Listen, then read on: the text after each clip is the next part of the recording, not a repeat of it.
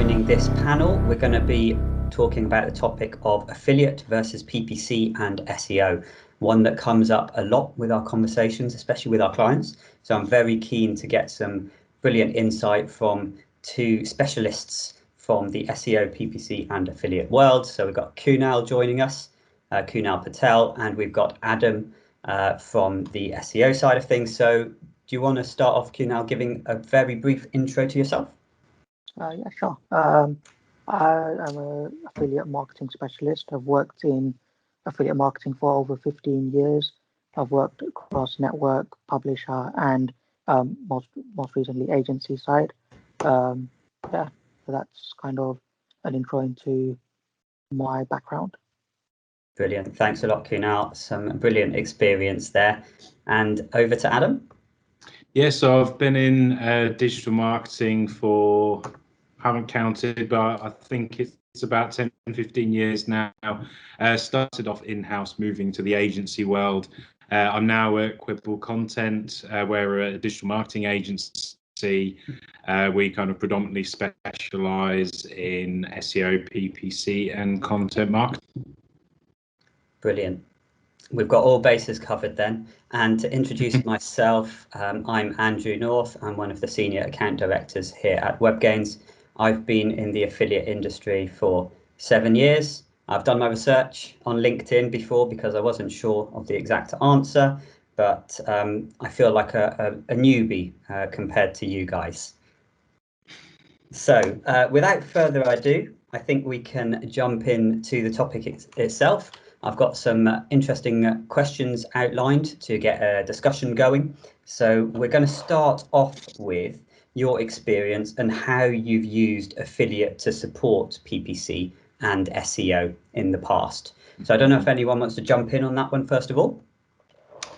Yeah, I can jump in. It's quite a common sort of question that we get, especially from our sort of consultation side of things. We get a lot of business owners kind of asking us, what channel should they be using to achieve whatever their goal is, which either increase sales or revenue. Yeah, so affiliate marketing comes up quite a lot, and it's a fantastic channel to kind of run alongside SEO or PPC. I think one example that I can give was it's a few years ago, we were working with a bike comparison website. They had actually lost 90% of their organic SEO traffic because of a Google penalty. It was quite severe for them. And they approached us to have a look at that. And obviously the downside was in fact, 100% of their revenue at the time came from display ads. So this was a big issue. They lost effectively 90% of their revenue, and they were looking, for options, how to recover it. So long story short, we recovered the penalty. All of the traffic came back, which was insane to see.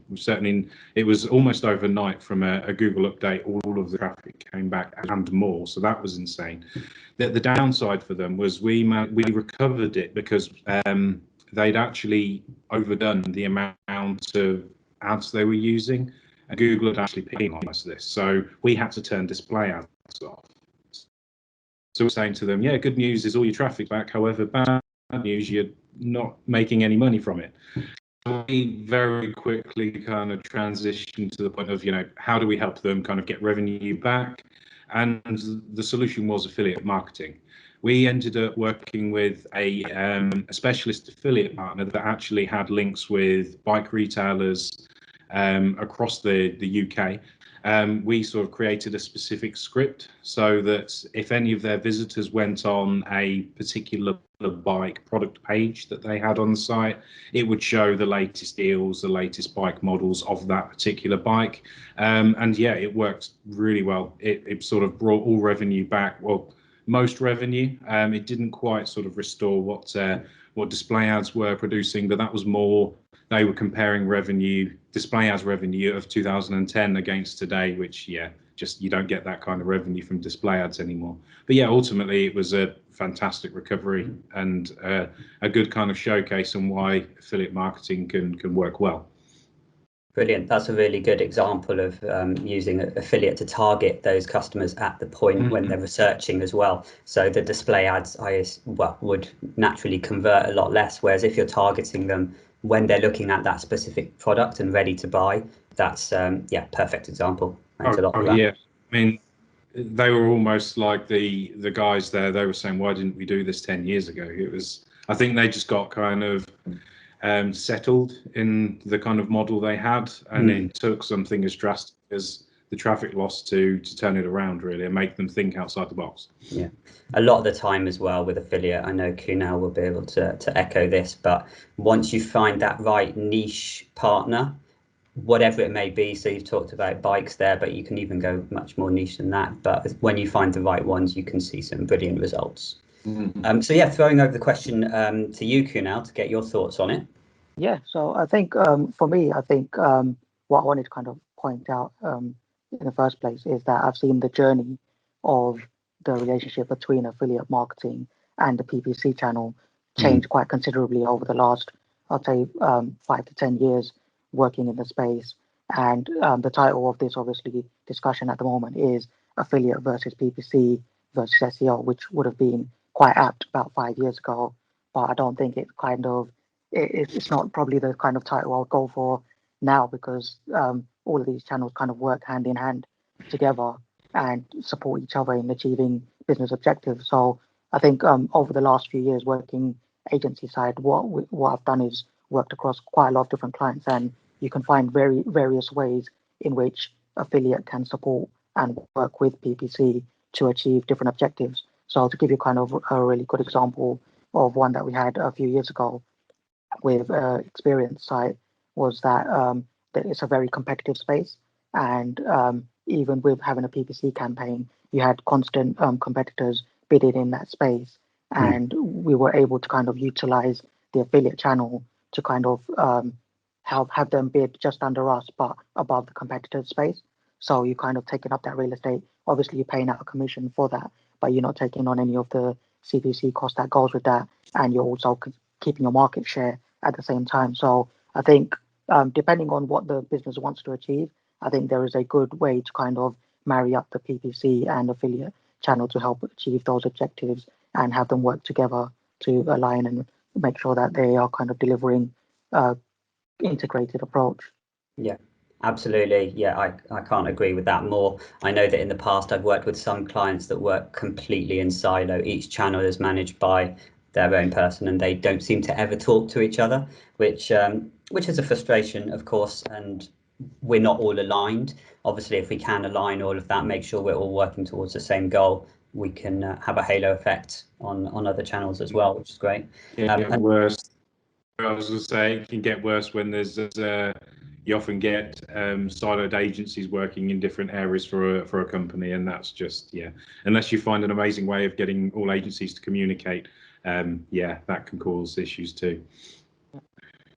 Absolutely. Thanks for that. Yeah, good to have your input. One thing that I wanted to throw into the mix on that one, it was just an example from working with one of our clients a little while ago, but in essence, it was regarding a new product launch. So the brand was launching a new product, and they then went out to the publishers, and in this case it was Tech Radar was highlighted because they're so good at their SEO. You know, anything that's going to be released or not even released yet, their SEO will be really strong. So we actually analyzed where the search results and where they'd come up, and we made sure that for that specific product launching that we had good exposure in those articles, so it was nice, visible, and we could get the traffic through to our brand from those articles. So it's a really good way to kind of switch it up and use a publisher to help out to get that traffic to the site, even though it isn't actively going through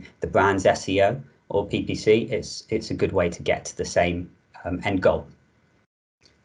Brilliant. So this kind of leads us on from something you said, Adam, very quickly. But in the past, I'm sure, Kunal, this has come up a fair few times for you, but in the past, affiliate links have been blamed for negatively impacting a brand's SEO. And I know that a few people that have been in the industry for a while will certainly have had that discussion with their brands.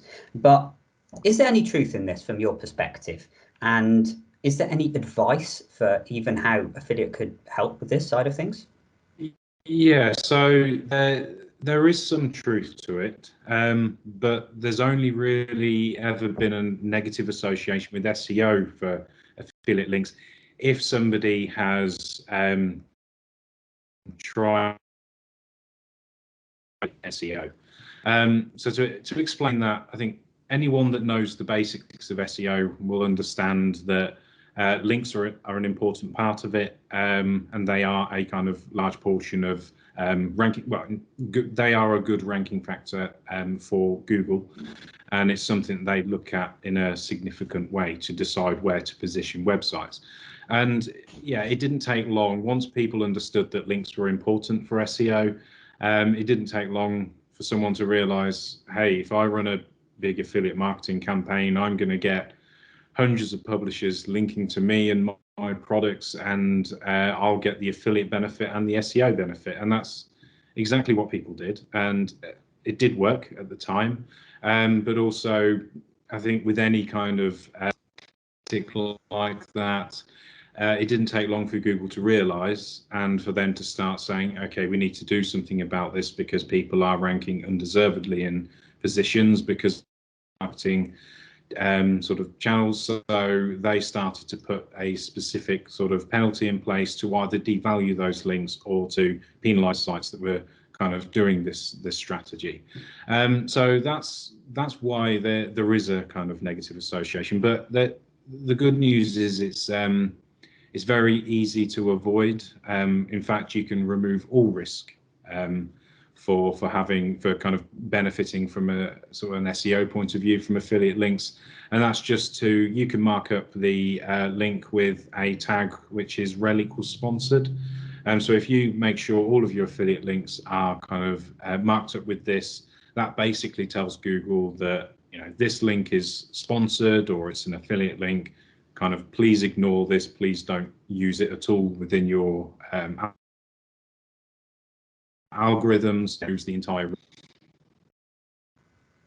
Perfect. It's good to get your input from that one. I know that it's one of those that an account manager from a network will often see that come up and go, oh God, how do I deal with this? It's really good to have your input. And I suppose over to you, Kunal, more from the affiliate side of things. What's your take on that? Yeah, I think in the past, I mean, I've worked on a few clients where that has kind of crept up as an issue, especially like I think probably about over 6 or 7 years ago, when you were able to do things like link exchanges with reviewers and kind of in exchange for a link, you'll give them products and stuff. And I think the market has matured a lot since then in terms of it's not just been a issue within the affiliate space, but generally you'll get like influencers promoting products and stuff without kind of outlining that they are doing a paid promotion. So you kind of now more and more often you see adverts when you're looking on YouTube and stuff where it's quite clearly stated that it's a paid promotion for even like unboxing videos and stuff like that. So I think I guess the market has matured, and the people that kind of have worked within that space as they've moved up in organizations, they kind of understand the challenges and the benefits of being able to use affiliate marketing, but without kind of, it kind of goes back to what I was saying earlier about not kind of doing affiliate marketing at the expense of another channel. You're actually trying to demonstrate the benefit of affiliate marketing through its own merits, and not trying to take SEO links or kind of rank above inorganically and stuff. So I think definitely I don't think it's as much of an issue now as it was in the past, and I think it's quite easy to kind of differentiate between affiliate links, or it's more easier to differentiate between affiliate links and SEO links. Brilliant, thanks for that. And yes, it is probably a slightly dated question, to be honest, that one. But I thought as I had both of you on this call, I definitely wanted to touch on it. So thank you for that. Kind of leading on from that to a certain extent, I wanted to jump into the changes in the way people search online. So specifically in the back of my mind, I wanted to have a slight insight into the impact of Google Shopping. Obviously, from an affiliate perspective, we've seen CSS partners grow hugely over the last couple of years. and it's become a cornerstone of the affiliate channel as a whole. So, I mean, Adam, could you give us a bit of an insight into how people are searching and the impact of Google Shopping? Yeah, I mean, I suppose the main thing that we've looked at recently, probably very obvious, last 12 months, is search behaviours changed dramatically because of COVID and effectively the world being completely locked down. So we've been looking at kind of what sectors have changed because of that. Some of them are sort of quite obvious, like I think looking at 2020's search volume, comparing it year on year. The homeware sector, for example, I think is up 75%, which you would expect. Electricals is up 65%, which again is quite obvious. I think there's some insane stats, like I think we looked at product level, and I think hair clippers as a search volume is up 2000% year on year, which again sounds ridiculous, but it's completely obvious. But I think what we wanted to look at, because we kind of looked at the theory of, you know, has COVID and effectively lockdown, has that drove the adoption for searching online? Has that kind of increased it anymore? And is that the reason why we're seeing the increase in use of Google Shopping and kind of CSS providers and things like that? The way we started to find that out was we looked at sectors that really should have declined last year. An obvious one is fashion. Obviously, you know, we know the fashion market did decline in general, but when we looked at the kind of search volume year on year, it was actually up 6% still. That's to suggest that even though that market is down from a kind of revenue point of view, search volume was up. So does that mean there's more people kind of searching because of the adoptions increased, or is it just because people are bored and they're still looking at clothes on the internet? I mean, we can't prove that, but it is suggesting that search behavior in general, you know, more people than ever are searching online. I mean, that was happening year on year anyway, but it's happened and it's accelerated at an even faster rate because of last year.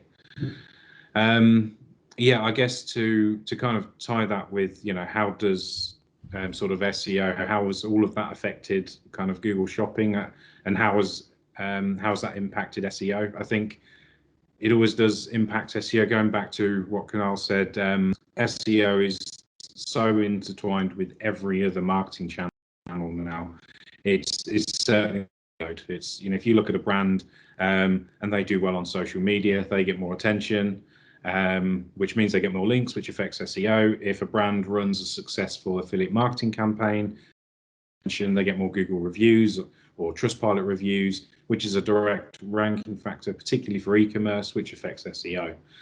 So yeah, I think in general, last year was interesting to watch, just to see how it's changed search behavior.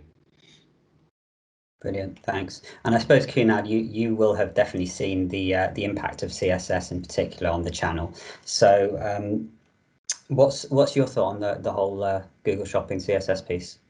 Yeah, I think, I mean, to be fair, it's, like Adam pointed out, the market obviously since COVID, I guess, probably accelerated probably where we would have been in 5 years' time, where we're kind of at that point now. And it's become kind of even more difficult for the smaller brands to kind of compete in the space. The CSS has kind of really made it a good, a side door into getting more visibility on Google against like the larger competitors, where they probably don't have the spending power to do like sponsored links and big paid campaigns. So I think definitely it's been an area. I think obviously it's also an area that kind of affects SEO. I guess it impacts SEO in, I would say, in a slightly, I wouldn't say negative, but it kind of has an impact that doesn't really help SEO rankings as much, because in terms of real estate space that you're taking up within Google and it dropping down. So like if you've got only a certain area of visibility on your mobile screen or on your desktop, if the first like 5-10 links are being taken up by sponsored links and CSS carousels and stuff like that, it obviously drops down the organic links a little bit further. So you're kind of losing out the impact on the SEO as a result of that. So it's kind of, I guess, it's beneficial in the sense that you're giving the SMEs a bit of a better chance to survive, but it also has an impact on the brand itself in terms of the SEO rankings, in terms of visibility. Absolutely, yeah. I mean, the Google Shopping is so visible, isn't it, at the top of every search nowadays, that it is the first thing that people see, and in most cases, the first thing that people then interact with. So yeah, it's interesting to see that. Yeah, it does even out the playing field a little bit for those smaller brands, gives them a bit more opportunity. The interesting part as well, just to add to that, is I don't know too much about it at the minute, but I know the US, they've rolled out a free version of listings in Google Shopping, which obviously brings back some of that SEO and organic benefit. But yeah, as I say, when that's rolling out worldwide, I'm not too sure yet, but it'll be interesting when that is kind of implemented worldwide on how that sort of changes the dynamic of kind of paid versus or free organic listings, I suppose. Yeah, absolutely. It'll be very interesting, won't it? Certainly.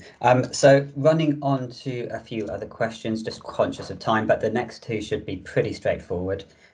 Fingers crossed. But this one is actually a little bit divisive, maybe, but it's basically, should affiliates be running brand plus voucher PPC campaigns? So maybe Kunal, you can kick us off with that one.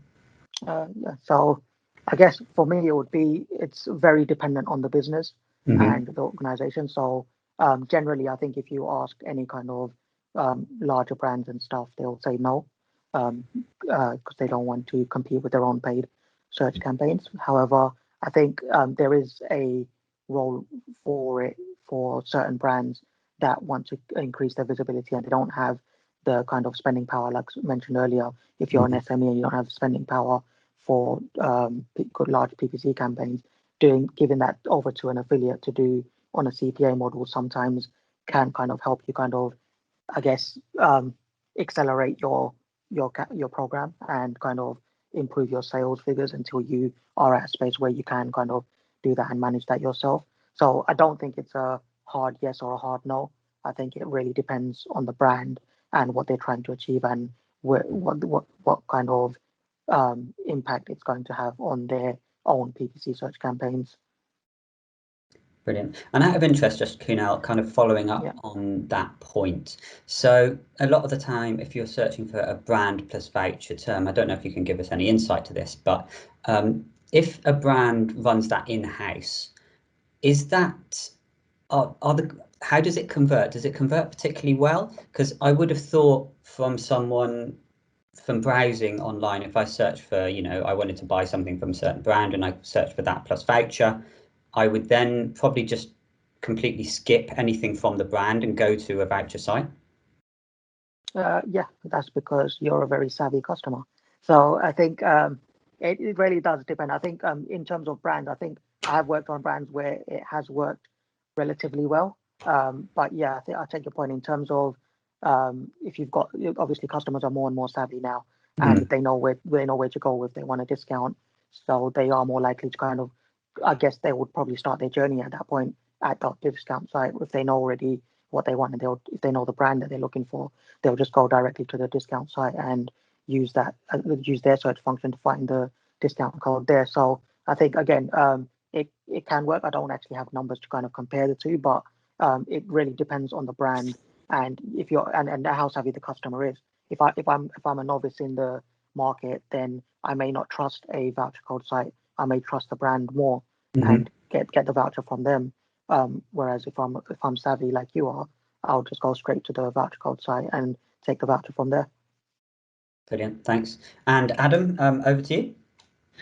Yeah, not too much to add other than I think personally I would say just from a kind of optimizing your PPC spend point of view, I would say don't do it, just because I feel like pushing or allocating spend to targeting an audience that's searching for a voucher code of sorts, they're kind of the customers that are focusing on the kind of price rather than the product or the brand. So I just feel like there's kind of better ways of allocating PPC spend, which will kind of maximize profitability, if that makes sense. But yeah, as I say, I don't have any numbers to kind of go by that. That's just personal opinion. No problem at all. Yeah, thanks for that. And out of interest, from a brand's perspective and sort of managing their PPC activity, is it common for a brand to bid on those terms themselves? So their brand plus voucher or coupon code or whatever it may be? The only time that we've done anything around that is using retargeting. So let's say if you have a particular, say we're an e-commerce brand and somebody has kind of done sort of spent a good chunk of time on a particular product or in a certain product category, we'll tend to put them in a specific audience where you can then start to show them or incentivize them. So show ads to them that might offer a discount code or some sort of discount in any way, sort of shape or form. But yeah, I think we've used PPC that way, but just because retargeting tends to be a lot, the overall cost is lower because the audiences are much smaller, and you're being much more targeted. Certainly. Okay, very interesting to get your insight from there. Obviously, from my side, it's a tool that we do use a fair bit with our brands. As Kunal mentioned, it is right for some and not for others. But for those that we can run it with, it does help us a lot with overall ROI targets and things like that as well, and gives us a little bit more control over that voucher space as well.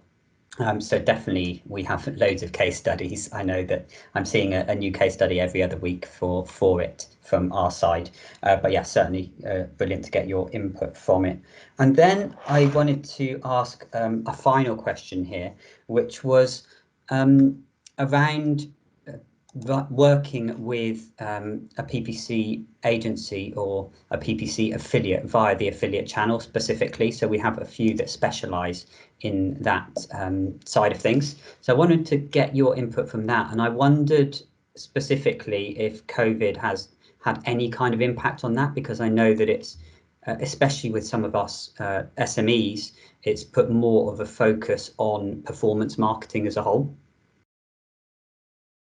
So should we kick off with Kunal on that one? Yeah, sure. So I think, again, this does really come down to the business itself. And I think if you're a much larger organization, you've got quite a big PPC team and a kind of budget allocated to that PPC, in which case you probably wouldn't require the use of a PPC agency, but through the affiliate channel. But I think, again, to give kind of the SMEs foot in the door and give them more kind of, I guess, when they've got tighter budgets and not, especially during COVID times, obviously, where everyone seemed to have tightened their budgets a lot, and they're looking for more performance-based models where you can kind of get PPC campaigns through the affiliate channel where you're going to pay on a CPA model.